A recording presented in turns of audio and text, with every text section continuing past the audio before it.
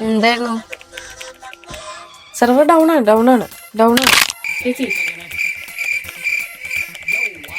Hello. ആ എന്തായിരുന്നു? പറ വേം പറ. പഴമഴിഞ്ഞ പോലെയൊക്കെ ഇവിടെ പറയണ്ട്. ആൾക്കാർ ക്യൂ നിക്കണായിട്ടില്ലേ? പറ മോളെ. മറന്നു. ഇങ്ങനെ 2 ദിവസം കഴിഞ്ഞോ? സെർവർ ഡൗൺ ആണ്. ഇപ്പൊ കാര്യമില്ല. മരണ സർട്ടിഫിക്കറ്റാ. ഈ ഫോം മരിച്ച ആളുടെ പേരും ഡീറ്റെയിൽസും ഒക്കെ വെച്ചിട്ട് ഫില്ല് ചെയ്യാൻ മരിച്ച ആളുടെ 2 ഒപ്പ് വേണം.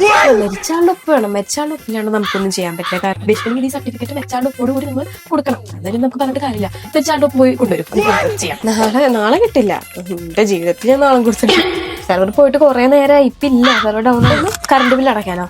കറണ്ട് ബില്ല് ഇപ്പൊ നിങ്ങൾക്ക് ഇപ്പൊ ഓൺലൈൻ വഴിയൊക്കെ അടച്ചൂടെ? ആധാരം വേണം. ആധാരം ബില്ല് ഇല്ലാണ്ട് നമ്മൾ കറണ്ട് ബില്ല് ഇവിടെ അടച്ചു കൊടുക്കില്ല. ആധാരം വേണം. മുന്നാധാരം, പിന്നാധാരം, പിന്നെ അടുത്ത ആധാരം, കൊടുത്ത ആധാരം, അങ്ങനെ ഒരുപാട് ആധാരങ്ങളുണ്ട്. അതെല്ലാം കറണ്ട് ബില്ല് ആരുടെ പേരിലാണോ അവരുടെ എല്ലാ സർട്ടിഫിക്കറ്റ് വേണം. ജനന സർട്ടിഫിക്കറ്റ്, മരണ സർട്ടിഫിക്കറ്റ് വെച്ചിട്ടില്ലെങ്കിൽ സ്കൂളിൽ പോയി സർട്ടിഫിക്കറ്റ് ആയാലും മതി. ഒരു 10 ദിവസം കഴിഞ്ഞിട്ട് നമുക്ക് കറണ്ട് ബില്ല് അടയ്ക്കാം കേട്ടോ. ശരി, പോയിട്ട് വരും.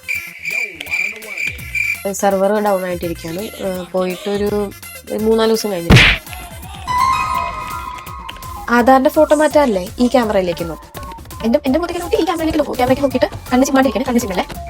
എനിക്ക് ചായ ഒന്നുമില്ലല്ലോ. ഒരു 3 മാസം കഴിഞ്ഞിട്ട് വരും. അപ്പൊ നമുക്ക് നോക്കാം. സെർവർ ഡൗൺ ആണ്.